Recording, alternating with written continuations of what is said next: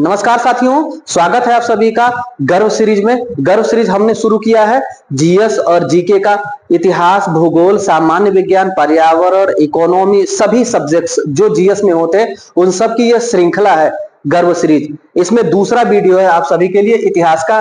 देखिएगा, क्रमशः यह चल रहा है साथियों, क्रमशः चलेगा, अनवरत रूप से चलेगा। डेली आपको एक वीडियो मिलेगा, जुड़े रहिएगा और पूरा वीडियो को देखिएगा। भारतीय पुरातत्व के जनक किसे माना जाता है? तो साथियों, अलेक्जेंडर कनिंघम एक प्रमुख व्यक्तित्व थे, अंग्रेज थे अलेक्जेंडर कनिंघम। इन्हीं की अध्यक्षता में 1861 में भारतीय पुरातत्व सर्वेक्षण विभाग का गठन हुआ। भारतीय पुरातत्व सर्वेक्षण विभाग, भारतीय पुरातत्व सर्वेक्षण विभाग का गठन किस वर्ष हुआ है? 1861 में। पूछता है किस मंत्रालय के अंतर्गत हुआ था? तो संस्कृति मंत्रालय के अंतर्गत ये है। संस्कृति मंत्रालय के अंतर्गत भारतीय पुरातत्व सर्वेक्षण विभाग कार्य करता है। आज भी यह कार्य करता है। कोई भी प्राचीन या हड़प्पा सभ्यता, पाषाण काल के कोई भी उपकरण या वस्तु या जगह अगर प्राप्त होते हैं तो उस पर कार्य करने का कार्य यही विभाग करता है साथियों। 1861 में इसका गठन हुआ, इसके अधीन आता है। पूछता है इसका मुख्यालय कहां पर है? भारतीय पुरातत्व सर्वेक्षण विभाग का मुख्यालय कहां पर है? तो इसका मुख्यालय साथियों देहरादून में है। देहरादून में है। ये जो विभाग है, इस विभाग की स्थापना इस सन में इन्हीं के प्रयासों से हुई थी। इन्हीं को संस्थापक माना जाता है, इसीलिए भारतीय पुरातत्व का फादर अलेक्जेंडर कनिंघम को कहा जाता है। भारतीय पुरातत्व के जनक अलेक्जेंडर कनिंघम थे। दूसरा प्रश्न आपके सामने है, राष्ट्रीय मानव संग्रहालय कहाँ स्थित है? राष्ट्रीय मानव संग्रहालय साथियों भोपाल में स्थित है। भोपाल में श्यामला पहाड़ी है। श्यामला पहाड़ी भोपाल में, मध्य प्रदेश की राजधानी भोपाल में श्यामला पहाड़ी पर राष्ट्रीय मानव संग्रहालय स्थित है। 200 एकड़ की भूमि में यह बसा हुआ है संग्रहालय म्यूजियम, जिसमें पाषाण काल या फिर हड़प्पा सभ्यता और आदि सभ्यताएं जो हमारे भारत में खुदाई हुई, जो मानव के कंकाल, मानव के अवशेष प्राप्त हुए हैं, वह सभी इसी संग्रहालय में सुरक्षित रखे गए हैं साथियों। तो इसका उत्तर दूसरे का, मानव संग्रहालय भोपाल में स्थित है। तीसरा प्रश्न है, हड़प्पा निम्नलिखित में से किस से संबंधित है? सुमेरियन सभ्यता, सिंधु घाटी सभ्यता, वैदिक सभ्यता या मेसोपोटामिया सभ्यता? तो साथियों आप जानते हैं सिंधु घाटी सभ्यता को ही हड़प्पा सभ्यता कहा जाता है। क्यों कहा जाता है? क्योंकि हड़प्पा सभ्यता के अधिकांश नगर सिंधु नदी के किनारे या सिंधु की सहायक नदियों के किनारे आसपास में खुदाई में प्रकट हुए हैं, इसलिए उसे सिंधु घाटी सभ्यता कहा जाता है। अंग्रेजी में उसे इंडस वैली सिविलाइजेशन कहा जाता है। हड़प्पा सभ्यता क्यों कहा जाता है? साथियों हड़प्पा सभ्यता कहे जाने का कारण है, इस सभ्यता में खुदाई में सबसे पहला जो नगर प्रकट हुआ था वह हड़प्पा था, इसलिए इसे हड़प्पा सभ्यता भी कहा जाता है। 1921 में हड़प्पा सभ्यता के अंतर्गत हड़प्पा नगर की खुदाई हुई थी। इसे कांस्य युगीन सभ्यता भी कहा जाता है साथियों। कांस्य युगीन सभ्यता भी कहा जाता है। उस युग में कांसे से उपकरण और औजार बनाए जाते थे, इसलिए इसे कांस्य युगीन सभ्यता भी कहा जाता है हड़प्पा सभ्यता को। तो तीसरा का उत्तर हो जाएगा बी, सिंधु घाटी सभ्यता। चौथा प्रश्न है साथियों, सिंधु घाटी की सभ्यता गैर आर्य थी क्योंकि वह नगरी सभ्यता थी। इसका उत्तर साथियों यही हो जाएगा, सिंधु घाटी सभ्यता नगरी सभ्यता थी। और गैर आर्य क्या होता है? गैर आर्य का मतलब हुआ आर्य जो सभ्यता थी उसे वैदिक सभ्यता कहा जाता है। आर्य सभ्यता वैदिक सभ्यता, और वैदिक सभ्यता ग्रामीण सभ्यता थी। आर्यों से पूर्व, वैदिक काल से पूर्व था हड़प्पा सभ्यता, और हड़प्पा सभ्यता नगरीय सभ्यता था। अमूमन आप सोचेंगे कि ग्रामीण सभ्यता के बाद नगरीय सभ्यता आना चाहिए, लेकिन यहाँ पर इतिहास में हम पढ़ते हैं कि हड़प्पा सभ्यता नगरीय सभ्यता थी, उसके बाद वैदिक सभ्यता ग्रामीण सभ्यता आई। C14 पद्धति एक होता है साथियों, कार्बन 14 पद्धति। इस पद्धति से हम जीवाश्मों के आयु का निर्धारण करते हैं। कोई भी वस्तु खुदाई में प्रकट हुआ तो वह कितना साल पुराना है इस पद्धति से पता चल जाता है। तो उस काल की जो मोहरें मिली हैं, इस काल की जो मोहरें और मनके मिले हैं, मृदभांड मिले हैं, उनकी जांच करके, विश्लेषण करके प्रयोगशाला में पता चला है कि पुराना जो था वो हड़प्पा सभ्यता था, नगरी सभ्यता था। उसके बाद वैदिक सभ्यता था। वैदिक सभ्यता को आर्य सभ्यता भी कहा जाता है।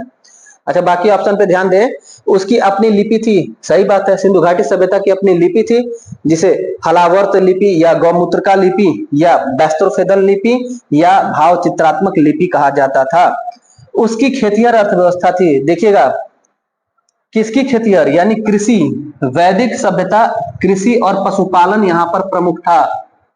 आजीविका का प्रमुख साधन कृषि और पशुपालन था वैदिक सभ्यता में। हड़प्पा सभ्यता में व्यापार था, व्यवसायी लोग रहते थे, व्यापारी लोग रहते थे हड़प्पा में। देख लेते हैं चौथा का उत्तर। चौथा का उत्तर हो जाएगा ए। अगला देखिएगा साथियों, पांचवा प्रश्न है, सिंधु घाटी सभ्यता को आर्यों से पूर्व रखे जाने का महत्वपूर्ण कारक क्या है? लिपि, नगर नियोजन, तांबा या मृदभांड? तो इसका सही उत्तर हो जाएगा साथियों मृदभांड। इसका सही उत्तर क्या हो जाएगा? मृदभांड। मृदभांड अर्थात मिट्टी का बर्तन, जैसे मटका होता है, मटके के समान और भी मिट्टी के जो बर्तन बनाए जाते हैं उनको मृदभांड कहा जाता है। सिंधु घाटी सभ्यता को आर्यों से पूर्व रखे जाने का कारक था मृदभांड। आर्य मतलब कि वैदिक सभ्यता, वैदिक सभ्यता, ग्रामीण सभ्यता, सिंधु घाटी सभ्यता, नगरीय सभ्यता, दोनों सभ्यताओं में मृदभांड प्राप्त हुए हैं। दोनों सभ्यताओं के मृदभांड का आयु जब पता लगाया गया C14 पद्धति से कि किस साल के हैं, कितने पुराने हैं, तो यह ज्ञात हुआ कि हड़प्पा सभ्यता के जो मृदभांड थे वो ज्यादा पुराने हैं। आगे बढ़ते हैं। हड़प्पा सभ्यता की जानकारी का प्रमुख स्रोत क्या था? शिलालेख? नहीं, शिलालेख तो मौर्य काल में आए हैं साथियों। पकी मिट्टी के मोहरों पर लिखे हुए लेख, ये भी नहीं था। पकी मिट्टी का ईंट प्रयोग हुआ है लेकिन लेख नहीं मिला। पुरातात्विक खुदाई, पुरातात्विक खुदाई से जो सामान वस्तु प्रकट हुआ है, जो नगर प्रकट हुआ है, उसी के थ्रू हम जानते हैं हड़प्पा सभ्यता के बारे में। हड़प्पा सभ्यता की जानकारी का स्रोत, सोर्स क्या था? पुरातात्विक खुदाई। खुदाई कब शुरू हुआ था साथियों? खुदाई किस वर्ष में शुरू हुआ था हड़प्पा सभ्यता का, हड़प्पा नगर का? कमेंट करके उत्तर दीजिएगा। हड़प्पा में मिट्टी के बर्तनों पर सामान्यतः किस रंग का प्रयोग हुआ? लाल रंग का। हड़प्पा सभ्यता का जो मृदभांड था वो लाल रंग का था साथियों। देखिए, लाल रंग। अगला है आठवां प्रश्न, मूर्ति पूजा का आरंभ कब से माना जाता है? तो मूर्ति पूजा का आरंभ साथियों पूर्व आर्य युग से माना जाता है। रिपीटेड प्रश्न है, कई बार एग्जाम में आया हुआ है। मूर्ति पूजा का प्रारंभ पूर्व आर्य युग में माना जाता है, यानी कि हड़प्पा सभ्यता के थोड़ा सा समापन के समय में, हड़प्पा सभ्यता के अंत के समय में एक प्रतिमा मिलती है, त्रिशीर्ष पुरुष देवता, त्रिशीर्ष पुरुष देवता। इन्हीं की प्रतिमा को देख करके कुछ विद्वानों ने कहा था कि मूर्ति पूजा हड़प्पा सभ्यता में अंतिम समय में मौजूद थी। तो आठवां का उत्तर हो जाएगा ए। नौवां प्रश्न देखिएगा साथियों, निम्नलिखित में से किस पशु का अंकन हड़प्पा सभ्यता की मुहरों में नहीं था? तो हड़प्पा सभ्यता के लोग गाय और घोड़ा इन दो से परिचित नहीं थे। याद रखिएगा, गाय और घोड़ा वैदिक सभ्यता के लोग इससे परिचित थे। सिंधु घाटी सभ्यता के लोग, हड़प्पा सभ्यता, हड़प्पा संस्कृति के लोग इससे परिचित नहीं थे। तो 9 का उत्तर क्या हो जाएगा? ए। इसका मतलब हाथी से परिचित थे, गैंडा से परिचित थे, बाघ से परिचित थे। अच्छा, इसका उत्तर क्या है? तो 9वां का उत्तर हो जाएगा ए, गाय। निम्नलिखित में से कौन सा एक हड़प्पा स्थल नहीं है? चहुंदड़ो, कोटदीजी, सोहगौरा, देसलपुर। तो साथियों चहुंदड़ो था, कोटजी था, देसलपुर था, सोहगौरा नहीं था। उत्तर हो जाएगा सी, सोहगौरा हड़प्पा सभ्यता का स्थल नहीं था। सोहगौरा से एक ताम्रलेख मिला है साथियों, याद रखिएगा, सोहगौरा से एक ताम्रलेख मिला है, एक सोहगौरा ताम्रलेख। ये अभिलेख है, लेख है, ये मौर्य काल का है। सोहगौरा ताम्र अभिलेख किस काल का है? मौर्य काल का है, हड़प्पा काल का नहीं है। इसमें लिखा हुआ है कि अनाज का भंडारण किया जा रहा है, अनाज का भंडारण किया जा रहा है। क्यों किया जा रहा है अनाज का भंडारण? तो अकाल के लिए। अगर भविष्य में राज्य में कभी अकाल पड़ रहा है, अगर भविष्य में कभी दुर्भिक्ष आ रहा है, तो राजा अनाज भंडारण करके जो रखा है अपने राज्य की प्रजा में उसका बंटवारा कर देगा। इस बात का साक्ष्य कहां से प्राप्त होता है? सोहगौरा ताम्रपत्र अभिलेख से। पूछ देगा सोहगौरा कहाँ है? तो सोहगौरा साथियों गोरखपुर जिला में है, गोरखपुर जिला में है सोहगौरा। सोहगौरा ताम्रपत्र अभिलेख, अकाल के समय अनाज भंडारण का उल्लेख, और मौर्य काल का ये ताम्रलेख है। इसका उत्तर हो जाएगा 10वां का सी। अगला प्रश्न देखिएगा, 11वां प्रश्न पढ़िएगा, एक जुते हुए खेत का साक्ष्य कहां से मिलता है? यानी एक जुते हुए खेत की खोज कहां की गई थी? तो साथियों कालीबंगा से, कालीबंगा, कालीबंगा के बारे में देखिएगा। कालीबंगा का शाब्दिक अर्थ है काली चूड़ियां। कालीबंगा का शाब्दिक अर्थ है काली चूड़ियां। इसकी खुदाई साथियों अमलानंद घोष ने 1952 में किया था। अमलानंद घोष ने 1952 में किया था और ये राजस्थान में पड़ता है साथियों, राजस्थान राज्य में पड़ता है, राजस्थान राज्य में पड़ता है।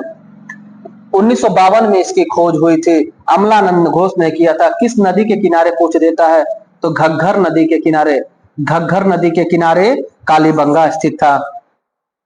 एक जूते हुए खेत का साक्ष्य कहां से मिलता है, कालीबंगा से मिलता है। उत्तर हो जाएगा 11 का सी। अगला प्रश्न पढ़िएगा, हड़प्पा किस नदी के किनारे स्थित है, तो हड़प्पा जो प्राचीन सभ्यता था साथियों रावी नदी के किनारे, रावी नदी के किनारे स्थित था और रावी नदी के बाएं तट पर, यहां तक प्रश्न पूछा गया है हड़प्पा रावी के बाएं था कि दाएं था, तो हड़प्पा रावी के बाएं तट पर स्थित। इसकी खुदाई कब हुई थी, 1921 में हुई थी। किसने किया था, दयाराम साहनी ने किया था, दयाराम साहनी ने किया था। किसके नेतृत्व में किया था, जॉन मार्शल के नेतृत्व में किया गया था, जॉन मार्शल के नेतृत्व में किया गया था। पहला नगर कौन सा था, हड़प्पा पहला नगर था हड़प्पा सभ्यता की खुदाई का। तो 12 का उत्तर हो जाएगा सी। 13वां प्रश्न देखिएगा, सैंधव सभ्यता का महान स्नानागार यानी कि बड़ा सा स्विमिंग पूल कहां मिला हुआ है प्राचीन काल में, हड़प्पा सभ्यता में, तो इसका उत्तर हो जाएगा मोहनजोदड़ो। 13 का उत्तर हो जाएगा ए, मोहनजोदड़ो से बृहद स्नानागार का साक्ष्य मिला है, महान स्नानागार का साक्ष्य मिला है साथियों। अगला है, सिंधु घाटी सभ्यता का कौन सा स्थल अब पाकिस्तान में स्थित है साथियों, आलमगीरपुर हिड्डन नदी के किनारे उत्तर प्रदेश में स्थित है। हड़प्पा ये पाकिस्तान में विभाजन के बाद चला गया साथियों। लोथल, लोथल हमारा गुजरात में स्थित है, लोथल गुजरात में स्थित है और ये बंदरगाह नगर था। कालीबंगा राजस्थान में स्थित है। इस प्रकार सभी ज्ञात हो गए आपको। तो सिंधु घाटी सभ्यता का कौन सा स्थल पाकिस्तान में है, तो आप टिक कर देंगे हड़प्पा। हड़प्पा, मोहनजोदड़ो, चहुंदड़ो ये सारे सिंधु घाटी सभ्यता के स्थल विभाजन के बाद पाकिस्तान में है। उत्तर हो जाएगा 14 का बी। अगला देखिएगा 15वां, रंगपुर जहां हड़प्पा की समकालिक सभ्यता थी है कहां स्थित है, तो साथियों सौराष्ट्र गुजरात में स्थित है, सौराष्ट्र गुजरात में। रंगपुर कहां स्थित है, सौराष्ट्र। राज्य पूछेगा तो गुजरात टिक कर दीजिएगा। 16वां प्रश्न देखिएगा, दधेरी एक परवर्ती हड़प्पा स्थल है कहां है, दधेरी साथियों। पहली बात की परवर्ती का मतलब क्या होता है, परवर्ती पूर्ववर्ती का विलोम है। पूर्ववर्ती मतलब कि पुराना पहले का और परवर्ती मतलब बाद का। तो हड़प्पा के बाद का, जब हड़प्पा सभ्यता का पतन हुआ तो उस दौरान का ये नगर है दधेरी। पूछता दधेरी कहां स्थित है, तो साथियों दधेरी पंजाब में स्थित है। दधेरी क्या है, हड़प्पा का, हड़प्पा बाद का स्थल है, परवर्ती हड़प्पा स्थल है दधेरी। कहां स्थित है, तो पंजाब राज्य में स्थित है साथियों। देखिएगा 16 का ए उत्तर हो जाएगा। 17वां प्रश्न देखिएगा, सिंधु घाटी सभ्यता का पत्तन नगर था, मोस्ट इंपॉर्टेंट क्वेश्चन है ये, सिंधु घाटी सभ्यता का पत्तन नगर था। पत्तन मतलब बंदरगाह कहां था, बंदरगाह कहां था, डॉकयार्ड पूछ देता है, डॉकयार्ड, डॉकयार्ड। सिंधु घाटी सभ्यता में डॉकयार्ड का साक्ष्य कहां से मिलता है, तो साथियों इसका उत्तर हो जाएगा लोथल। 17 का उत्तर हो जाएगा सी, लोथल से बंदरगाह का साक्ष्य मिला है। लोथल एक व्यापारिक नगर था साथियों, लोथल एक व्यापारिक नगर था जहां से विदेशों में व्यापार होता था, व्यापार होता था। व्यापार किसके माध्यम से होता था, नदी के माध्यम से। कौन सी नदी, भोगवा नदी, भोगवा नदी। इसी नदी के किनारे स्थित था लोथल साथियों। लोथल किस नदी के किनारे, तो भोगवा नदी के किनारे। किस राज्य में स्थित, तो गुजरात राज्य में स्थित, गुजरात राज्य में स्थित। इसकी खुदाई किसने की साथियों, तो एस आर राव ने इसकी खुदाई की थी। एस आर राव के द्वारा लोथल नगर का खुदाई किया गया था। लोथल जो नगर था साथियों, इसके मकान का दरवाजा, सभी मकान का दरवाजा मुख्य सड़क की तरफ खुलता था। नहीं समझ में आया, नहीं समझ में आया होगा, थोड़ा सा समझिएगा, समझिएगा साथियों। लोथल एक हड़प्पा सभ्यता का व्यापारिक नगर था जहां बंदरगाह का साक्ष्य मिला है।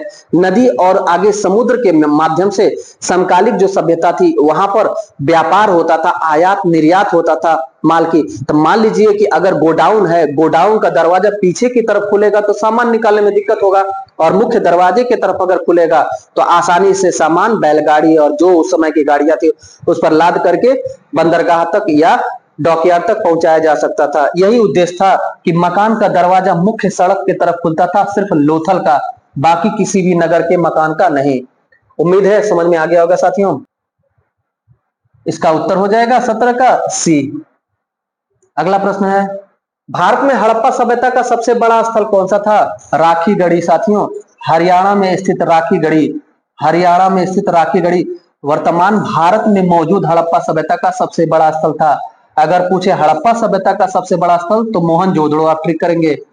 हड़प्पा सभ्यता का सबसे बड़ा स्थल मोहनजोदड़ो, लेकिन विभाजन के बाद ये पाकिस्तान में चला गया ना साथियों, पाकिस्तान में चला गया। वर्तमान में भारत में स्थित हड़प्पा सभ्यता का सबसे बड़ा नगर हरियाणा राज्य में राखीगढ़ी है। साथियों देखिएगा इसका डिटेल, 1997 ईस्वी में 1997 ईस्वी में अमरेंद्र सिंह ने इसकी खुदाई की थी, अमरेंद्र सिंह ने इसकी खुदाई की थी राखीगढ़ी की। आगे बढ़ते हैं, 18 का उत्तर हो जाएगा ए। सिंधु घाटी सभ्यता के लोग पूजा करते थे, पशुपति की पूजा करते थे, प्रकृति की पूजा करते थे। तो उत्तर हो जाएगा 19 का ए, पशुपति और प्रकृति की पूजा करते थे। वैदिक सभ्यता में आगे आने वाली इन देवताओं का वर्णन मिलता है, वैदिक सभ्यता में मिलता है। हड़प्पा सभ्यता, सिंधु घाटी सभ्यता में पशुपति और प्रकृति की पूजा की जाती थी। उत्तर हो जाएगा 19 का ए साथियों। अगला प्रश्न है, मोहनजोदड़ो एवं हड़प्पा के खुदाई के प्रभारी कौन थे? साथियों जॉन मार्शल के नेतृत्व में 1921 में हड़प्पा नगर का खुदाई हुआ और 1922 में मोहनजोदड़ो नगर का खुदाई हुआ। हड़प्पा नगर का खुदाई दयाराम साहनी ने किया था और मोहनजोदड़ो नगर का खुदाई राखाल दास बनर्जी ने किया था। तो इस प्रकार इसका उत्तर हो जाएगा बी साथियों। अगला प्रश्न है, सर्वप्रथम मानव ने निम्न में से किस धातु का उपयोग किया था? तो मानव ने सबसे पहले हड़प्पा सभ्यता में तांबा का उपयोग किया था। याद रखिएगा तांबा था और इसमें टीन मिला करके कांसा बनाया जाता था, कांसा। और इसी कांसा से उस समय हड़प्पा सभ्यता में उपकरण, औजार, खिलौने आदि बनाए जाते थे। इसी कारण इसे कांस्य युगीन सभ्यता कहा जाता है। हड़प्पा सभ्यता को कांस्य युगीन सभ्यता क्यों कहा जाता है? क्योंकि कांसा बड़े पैमाने पर बनाया जाता था, कांसा बड़े पैमाने पे बना के उसका उपकरण बनाया जाता था। हड़प्पा सभ्यता के लोग कांसा कहां से प्राप्त करते थे? तो हड़प्पा सभ्यता के लोग कांसा बनाते थे। कांसा एक मिश्र धातु है, कांसा को वो लोग तांबा और टीन मिला करके बनाते थे साथियों। तो 21 का उत्तर हो जाएगा सी। अच्छा लोहा ऑप्शन दिया है, याद रखिएगा हड़प्पा सभ्यता के लोग लोहे से परिचित नहीं थे। वैदिक काल में, उत्तर वैदिक काल था, वैदिक काल में, उत्तर वैदिक काल में पहली बार लोहे का साक्ष्य मिला था। लोहे से लोग परिचित हुए थे इस युग में। पूछेगा किस स्थान से लोहे का साक्ष्य मिला है? अतिरंजी खेड़ा, अतिरंजी खेड़ा एक जगह है, यहां से लोहे का साक्ष्य मिला है।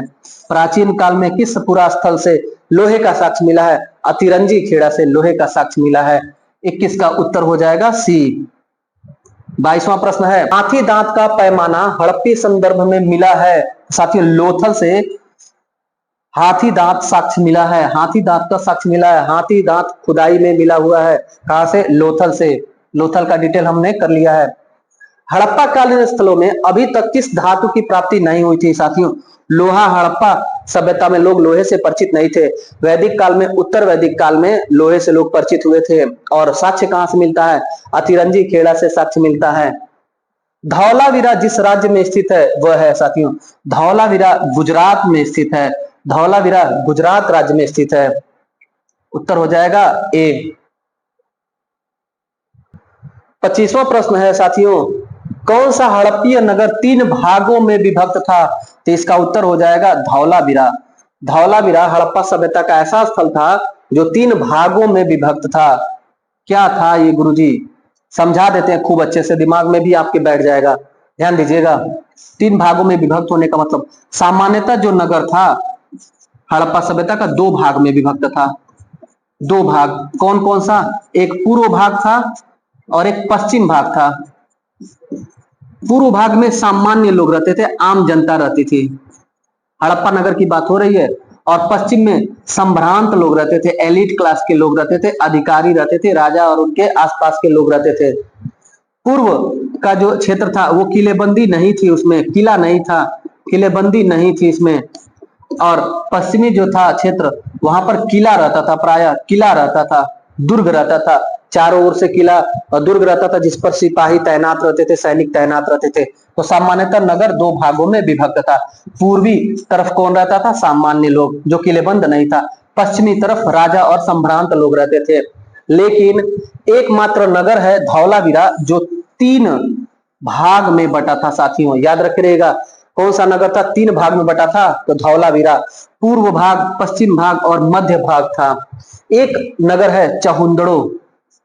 चहुंदड़ो ये एकमात्र ऐसा नगर था जिसमें कोई भी किलेबंदी, घेराबंदी या हिस्सा नहीं था। इसको कहा जाता है दीनहीन की बस्ती। दीनहीन की बस्ती किसको कहा गया है, पूछता है प्रश्न। दीनहीन की बस्ती चहुंदड़ो को कहा गया है साथियों। चहुंदड़ो से कुछ साक्ष्य भी मिलता है, सौंदर्य प्रसाधन लिपस्टिक का साक्ष्य हड़प्पा सभ्यता में कहां से मिलता है? चहुंदड़ो से मिलता है साथियों। इस प्रकार ये 25 प्रश्न पूरे हो गए। अगले वीडियो में मिलते हैं आगे के प्रश्नों के साथ। तब तक के लिए धन्यवाद।